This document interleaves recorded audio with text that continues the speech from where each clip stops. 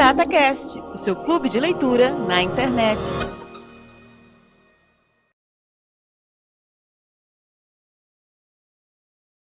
Trade in the Zone, de Mark Douglas. Capítulo 9. A natureza das convicções. Chegados a este ponto, se consegue perceber os benefícios de adotar as 5 verdades fundamentais acerca do trading. A tarefa agora é aprender como integrar devidamente estas verdades no seu sistema mental, sob a forma de convicções elementares, sem entrarem em conflito com quaisquer outras convicções que possa defender. À primeira vista, pode parecer uma tarefa desencorajadora. Em outras circunstâncias, eu até concordaria consigo. Mas não, porque no capítulo 11 irei apresentar um exercício de trading simples, especificamente concebido para integrar devidamente estas 5 verdades sob a forma de convicções a um nível funcional. Um nível funcional é onde trabalhamos naturalmente com um estado mental despreocupado, tendo a noção exata do que precisa ser feito e com a capacidade de o fazer sem hesitação ou conflito interno. No entanto, alerta os que já tenham espreitado para o exercício. À primeira vista, o exercício de trading parece tão simples que podem sentir-se tentados a fazê-lo agora, antes de compreenderem as implicações de o fazer. Sugiro que reconsiderem.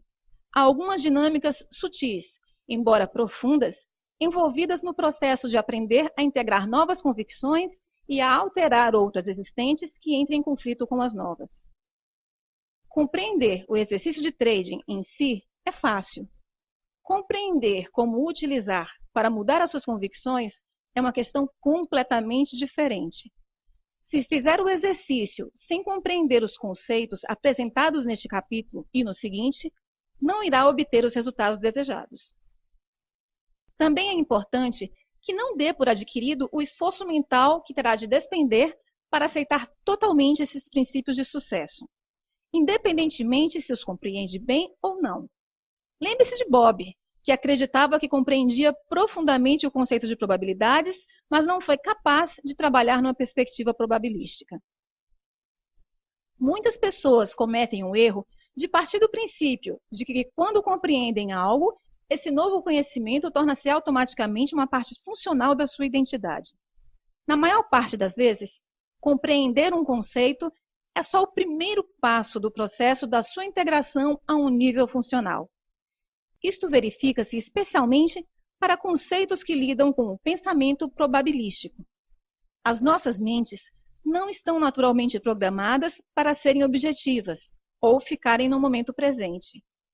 Isso significa que temos de treinar ativamente as nossas mentes para pensarem desse ponto de vista. Para além do treino, pode haver um sem número de convicções em conflito para resolver. As convicções em conflito terão o efeito de sabotar as melhores intenções para trabalhar com um estado mental objetivo ou para experimentar o fluxo de oportunidades do momento presente. Por exemplo, suponhamos que passou anos a aprender a ler os mercados, ou gastou muito dinheiro a desenvolver ou a comprar sistemas técnicos, só para conseguir descobrir o que acontecerá a seguir. Agora, chegou à conclusão de que não precisa de saber o que vai acontecer a seguir, e que, ao fazê-lo, está a limitar a sua aptidão para ser objetivo ou se focar no momento. O que temos é um conflito direto entre a convicção antiga de que precisa de saber o que vai acontecer a seguir para ser bem-sucedido e o novo entendimento de que não tem de o saber. Ora, irá o seu novo entendimento neutralizar subitamente todo o tempo, dinheiro e energia despendidos a reforçar a convicção de que precisa de saber? Quem dera fosse assim tão fácil. Para alguns sortudos pode ser. Se lembrar do capítulo 4, quando falei sobre a distância psicológica do código de software, eu disse que alguns traders podem já estar tão perto dessas novas perspectivas que tudo o que precisam é de reunir algumas das peças que faltam para criar uma experiência do tipo que altere o estado mental. No entanto, com base na minha experiência de trabalho com mais de 1000 traders, posso dizer que a maioria não está próximo desse estado mental. Para esses, pode ser preciso um considerável trabalho mental, além de muito tempo, para integrar devidamente os seus novos entendimentos sobre o trading nos seus ambientes mentais. A boa notícia é que, no final, o exercício no capítulo 11 irá estabelecer as 5 verdades fundamentais e resolver muitos dos conflitos potenciais, mas apenas se soubermos exatamente o que estamos a fazer e por que o estamos a fazer. Este é o assunto deste capítulo e do seguinte. As origens de uma convicção. O que podemos aprender sobre a natureza das convicções e como podemos usar esse conhecimento para criar uma atitude mental que estimule o nosso desejo de sermos traders consistentemente bem-sucedidos? Estas são 2 das questões em que me irei concentrar em responder neste capítulo. Primeiro, olhemos para a origem das nossas convicções. Como se recorda, as memórias, as características e as convicções existem sob a forma de energia, especificamente energia estruturada. Anteriormente, reuni essas 3 componentes mentais para ilustrar. 1. Que as memórias, as características e as convicções não existem como matéria física. 2. Que a relação causa-efeito que existe entre nós e o meio exterior concebe esses elementos. E 3. Como a relação causa-efeito se inverte de modo que possamos perceber no ambiente externo o que aprendemos. Para chegar à origem das nossas convicções, vamos ter de separar essas componentes para ilustrar a diferença entre uma memória e uma convicção. A melhor maneira de o fazer é imaginarmos-nos na mente de uma criança. Eu diria que no início da vida de uma criança, as memórias das suas experiências existem na sua forma mais pura. Com isto, quero dizer que as memórias do que ela viu, ouviu, cheirou, tocou ou provou existem na sua mente como informação sensitiva, pura, que não está organizada ou associada a quaisquer palavras ou conceitos específicos. Por conseguinte, vou definir uma memória pura como informação sensitiva armazenada na sua forma original. Uma convicção, por outro lado, é uma persuasão íntima acerca da natureza e da forma como o ambiente externo se manifesta. Um conceito que combina informação sensitiva pura com um sistema de símbolos a que chamamos língua. Por exemplo, a maioria das crianças tem uma memória pura de como é ser tratada com amor por um progenitor. Mas só quando a criança aprende a ligar ou associar certas palavras com a informação sensitiva pura armazenada na sua memória, é que irá formar um conceito sobre como é ser cuidada com amor. A expressão "a vida é bela" é um conceito. Em si mesmas, as palavras constituem um conjunto de símbolos abstratos, sem significado. Mas se uma criança aprender ou decidir ligar essas palavras aos seus sentimentos com carga positiva quanto à forma como é cuidada, então as letras já não são um conjunto de símbolos abstratos e as palavras já não são uma expressão abstrata.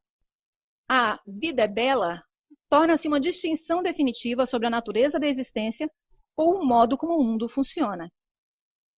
Similarmente, se a criança não recebesse os cuidados adequados às suas necessidades, pode com igual facilidade ligar as suas sensações de dor emocional a um conceito como a vida não é justa ou o mundo é um lugar terrível. Em qualquer caso, quando a energia positiva ou negativa das nossas memórias ou experiências se liga a um conjunto de palavras a que chamamos conceito, este adquire energia e, em resultado disso, é transformado numa convicção acerca da natureza da realidade. Se considerarmos que os conceitos são estruturados pelo sistema de uma língua e adquirem energia pelas nossas próprias experiências, torna-se claro por que me refiro às convicções como energia estruturada. Quando uma convicção surge, o que faz? Qual é a sua função? Em certos aspectos, parece ridículo colocar essas questões. Afinal, todos temos convicções. Estamos constantemente a expressar as nossas convicções, tanto pela linguagem como através das nossas ações. Além disso, estamos constantemente a interagir com as convicções de outras pessoas quando elas as exprimem. No entanto, se perguntar exatamente o que faz uma convicção, provavelmente a sua mente ficará confusa.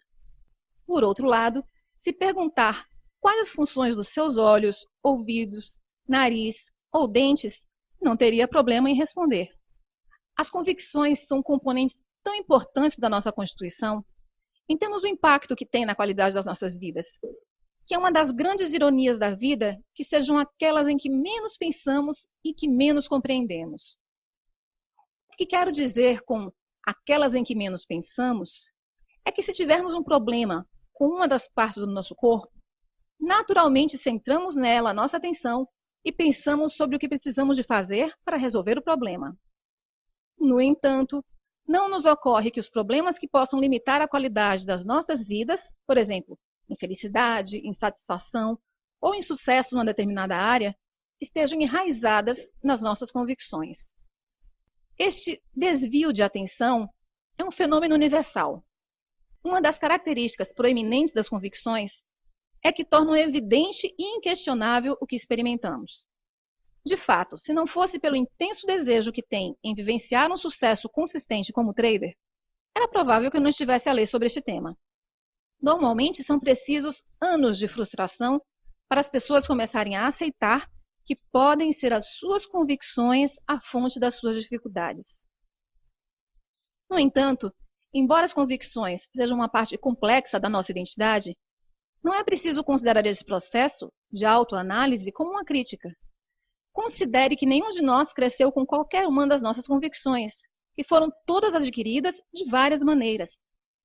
Muitas das convicções que têm um impacto mais profundo nas nossas vidas não foram sequer adquiridas livre ou conscientemente, foram introduzidas por outras pessoas. E provavelmente não será normalmente uma surpresa para ninguém afirmar que as convicções que nos causam mais dificuldades sejam aquelas que foram adquiridas através dos outros sem o nosso consentimento consciente. Refiro-me às convicções adquiridas quando éramos demasiado jovens e sem informação para compreender as implicações negativas daquilo que nos estavam a ensinar. Seja qual for a origem das nossas convicções, uma vez existentes, funcionam basicamente todas do mesmo modo. As convicções têm caráter e formas particulares de desempenharem as suas tarefas, ao contrário das diferentes partes dos nossos corpos. Por exemplo, se compararmos os meus olhos com os seus, ou as minhas mãos com as suas, ou os meus glóbulos vermelhos com os seus, podemos ver que não são exatamente iguais, mas têm características em comum que os faz funcionar de modo semelhante. Pela mesma razão, uma convicção de que a vida é bela funcionará da mesma maneira de uma convicção de que a vida é terrível. As duas convicções são diferentes e o efeito que cada uma tem na qualidade de vida de quem a profere é muito diferente, mas ambas as convicções irão funcionar exatamente da mesma forma. As convicções e o seu impacto nas nossas vidas. Num sentido mais amplo, as convicções moldam as nossas vidas. Como já referi, não nascemos com nenhuma das nossas convicções. Elas são adquiridas e, à medida que se adicionam umas às outras, a forma como vivemos as nossas vidas reflete aquilo em que aprendemos a acreditar. Pense como a sua vida seria diferente se tivesse nascido num sistema cultural, religioso ou político que tivesse pouco em comum com o seu atual. Pode ser difícil imaginar, mas aquilo em que teria aprendido a acreditar sobre a natureza da vida e o modo como o mundo funciona podia não ter nada a ver com aquilo em que hoje acredita, mas iria defender essas convicções com o mesmo grau de certeza com que defende as suas convicções atuais. Como as convicções moldam as nossas vidas? 1. Geram a percepção e a interpretação que fazemos da informação do meio ambiente de forma a ser compatível com aquilo em que acreditamos. 2. Criam as nossas expectativas. Lembre-se que uma expectativa é uma convicção projetada para algum momento no futuro. Como não podemos esperar algo que não conhecemos, também podemos dizer que uma expectativa é aquilo que conhecemos projetado em algum momento futuro. 3. O nosso comportamento é coerente com aquilo em que acreditamos. 4. Finalmente, as convicções moldam a forma como nos sentimos quanto aos resultados das nossas ações. Não há muito na forma como atuamos em que as convicções não desempenhem um papel importante. Acrescento a seguir um exemplo para ilustrar as várias funções de uma convicção. Na primavera de 1987, estava a ver um programa de televisão. Era sobre algumas celebridades que pregavam partidas umas às outras. Numa parte do programa, a estação de TV contratou um homem para ficar no passeio da Avenida Michigan, a segurar uma placa que dizia "Dinheiro grátis, só hoje". Para quem não conhece Chicago, a Avenida Michigan alberga muitos armazéns e lojas da moda. A estação de TV deu ao homem uma quantia considerável em numerário, com instruções para dar o dinheiro a quem o pedisse. Ora, se considerarmos que a Avenida Michigan é uma das zonas mais movimentadas da cidade, e se partirmos do princípio de que a maioria das pessoas que passaram pelo homem na rua conseguia ler a placa, quantas pessoas pensa que aceitaram a oferta e pediram dinheiro? De todas as pessoas que passaram a ler uma placa, só uma parou e disse: "Fantástico! Pode dar-me 25 centavos para comprar um bilhete de ônibus?" Fora isso, ninguém sequer se aproximou do homem. O homem acabou por ficar frustrado, porque as pessoas não estavam a reagir como ele esperava. Anunciou o seu propósito mais alto: "Alguém quer dinheiro? Tenho dinheiro para dar. Ajudem-me a livrar-me dele." Todas as pessoas continuaram o seu caminho como se ele não existisse. De fato, reparei que algumas pessoas se desviaram mesmo do seu caminho para o evitar. Quando um homem de terno e gravata se aproximou, dirigiu-se a ele e disse: "Quer algum dinheiro?" O homem respondeu: "Hoje não." Frustrado, retorquiu: "Quantas vezes acontece isto? Importa-se de aceitar o meu dinheiro?" Enquanto tentava entregar ao homem algum dinheiro. O homem respondeu com um brusco "não" e continuou a andar. O que passa? Por que é que ninguém, exceto a pessoa que precisava do bilhete de ônibus, pediu dinheiro? Se considerarmos que a maioria dos transeuntes podia ler a placa, mas mesmo assim não fazia o mínimo esforço para ir buscar o dinheiro, podemos pensar que não se interessavam por dinheiro. No entanto, isso é extremamente improvável, considerando o quanto das nossas vidas dedicamos à procura de dinheiro. Se estamos de acordo que as pessoas conseguiam ler a placa e que o dinheiro é importante para elas, então o que as teria impedido de pedirem uma parte para si? O ambiente estava a disponibilizar uma experiência que a maioria das pessoas teria adorado: alguém a dar dinheiro sem quaisquer condições associadas. Mas o fato é que ninguém prestava atenção. Podem não ter percebido o que estava disponível. Isso é difícil, porque a placa dizia claramente "dinheiro grátis, só hoje". No entanto, não é difícil perceber se considerarmos que a maioria das pessoas tem a convicção arraigada, um conceito muito forte sobre a forma como o mundo funciona, de que dinheiro grátis não existe. Se o dinheiro grátis realmente não existe, então como é que solucionamos a contradição óbvia entre essa convicção e a placa dizer que existe? É fácil. Simplesmente decidimos que o homem com a placa é maluco. Que mais poderia justificar um comportamento tão estranho se de fato o dinheiro grátis não existe? O processo de raciocínio que explicaria a contradição podia ser algo semelhante a isso. Toda a gente sabe que é raro obtermos dinheiro sem condições associadas, e muito menos de um estranho numa das ruas mais movimentadas da cidade. De fato, se o homem estivesse realmente a distribuir dinheiro, já estaria cercado pela multidão. Podia até colocar a sua vida em perigo. Deve ser maluco. É melhor afastar-me dele. Quem sabe o que poderá fazer? Repare que cada componente do processo de pensamento descrito é coerente com a convicção de que o dinheiro grátis não existe. 1.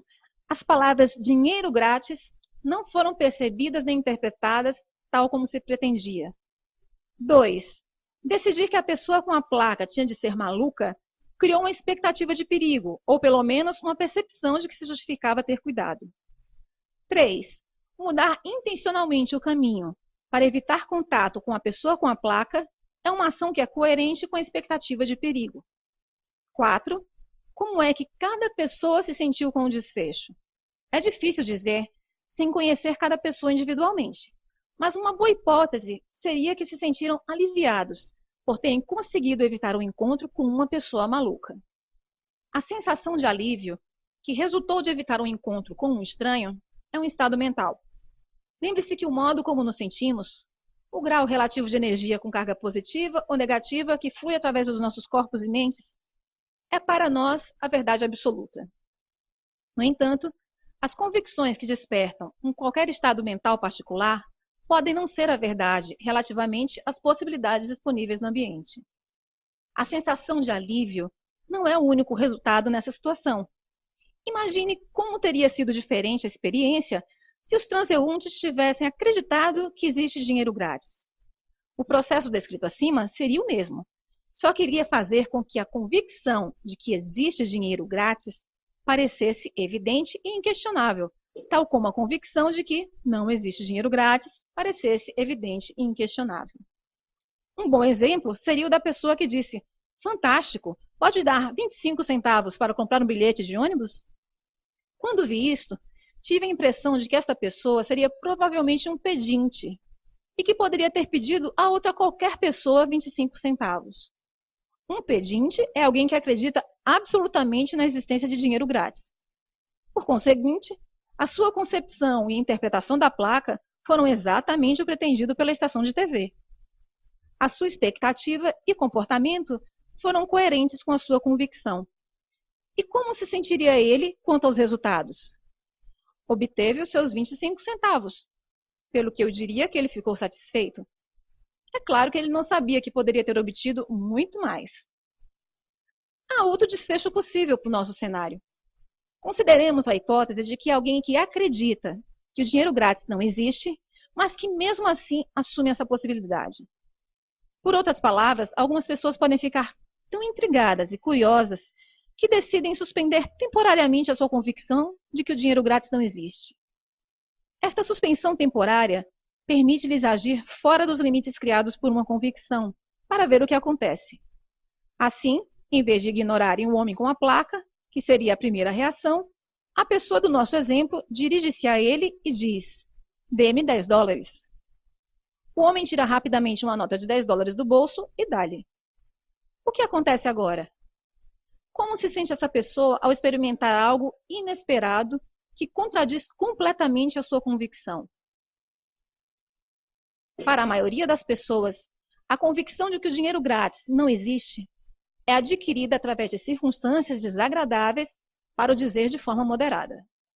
A forma mais comum é dizerem-nos que não podemos ter alguma coisa porque é demasiado cara. Quantas vezes uma criança não ouve: "Mas o que você pensa? Dinheiro não nasce em árvore?" Ou seja, é uma convicção com carga negativa. Assim, a experiência de entregar dinheiro sem condições associadas e sem quaisquer comentários negativos iria provavelmente criar um estado mental de puro júbilo. De fato, a maioria das pessoas ficaria tão feliz que se iriam sentir compelidas a compartilhar essa felicidade e a nova descoberta com todas as pessoas que conhecessem.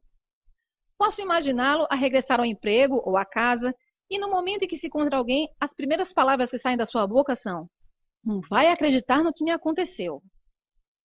E embora queira desesperadamente que essas pessoas acreditem na sua história, provavelmente não vão acreditar. Por quê? Porque a sua convicção de que o dinheiro grátis não existe irá fazer com que interpretem a sua história de um modo a negar a sua veracidade. Para levar este exemplo um pouco mais longe, imaginemos o que aconteceria ao estado de espírito da pessoa do nosso exemplo se lembrasse que poderia ter pedido mais dinheiro. Está num estado de júbilo. No entanto, no momento em que esse pensamento lhe surge, ou alguém lhe lembra que poderia ter pedido mais dinheiro, o seu estado de espírito alegre irá imediatamente mudar para um estado de pesar com carga negativa. Por quê? Porque associou-lhe a convicção com carga negativa, que significa perder uma oportunidade. Em resultado, em vez de ficar contente com o que obteve, irá lamentar o que poderia ter obtido, mas não obteve.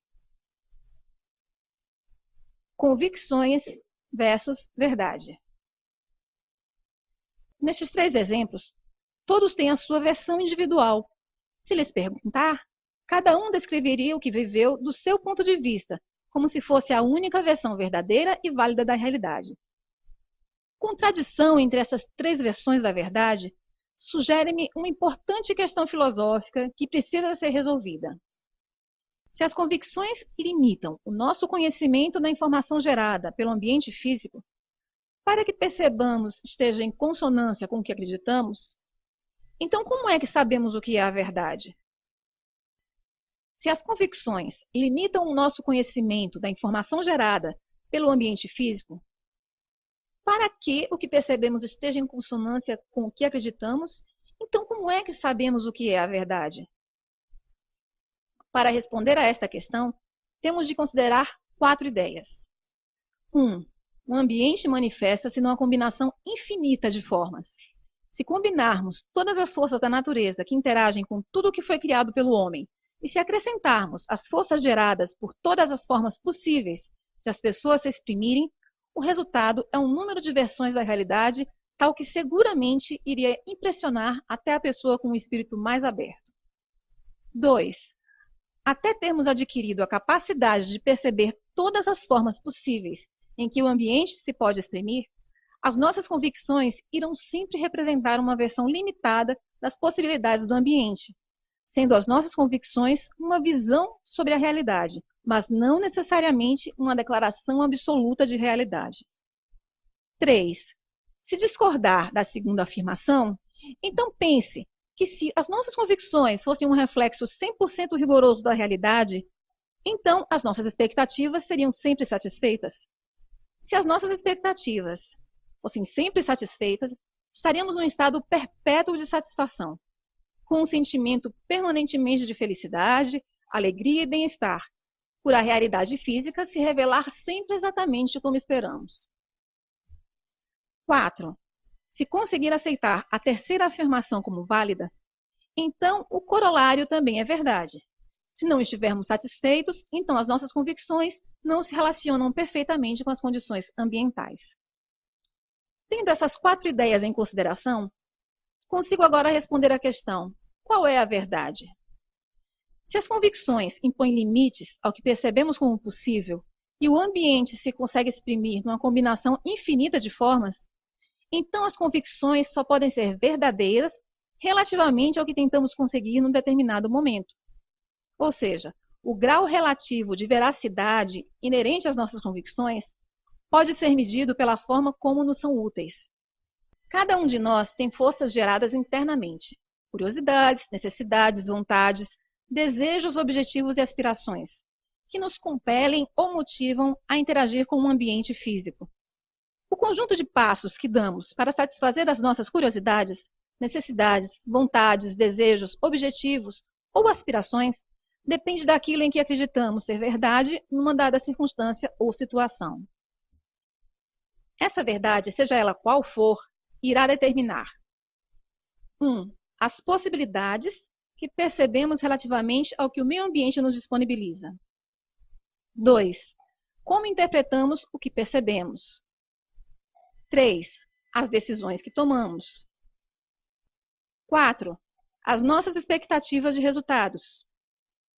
5. O que fazemos. E 6. Como nos sentimos quanto aos resultados dos nossos esforços. Num dado momento, se estamos satisfeitos, felizes ou numa situação de bem-estar relativamente a algo que tentamos conseguir, podemos dizer que a nossa verdade, isto é, independentemente das nossas convicções, é útil, porque o processo, como se afirmou acima, funcionou. Aquilo que percebíamos não só estava em consonância com o nosso objetivo, mas também com o que o ambiente nos disponibilizou. A nossa interpretação da informação resultou numa decisão, expectativa e ação que estavam em harmonia com a situação e as circunstâncias ambientais. Não houve qualquer resistência ou força contrária por parte do ambiente, ou na nossa própria mente, que diminuísse o resultado que tentamos conseguir. Em resultado disso, encontramos-nos num estado de satisfação, felicidade e bem-estar.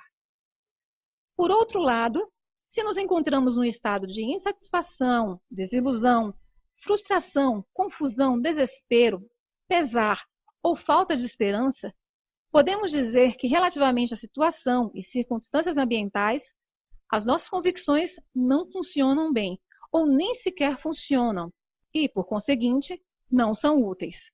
Simplificando, a verdade depende do que funciona em relação àquilo que tentamos conseguir num dado momento.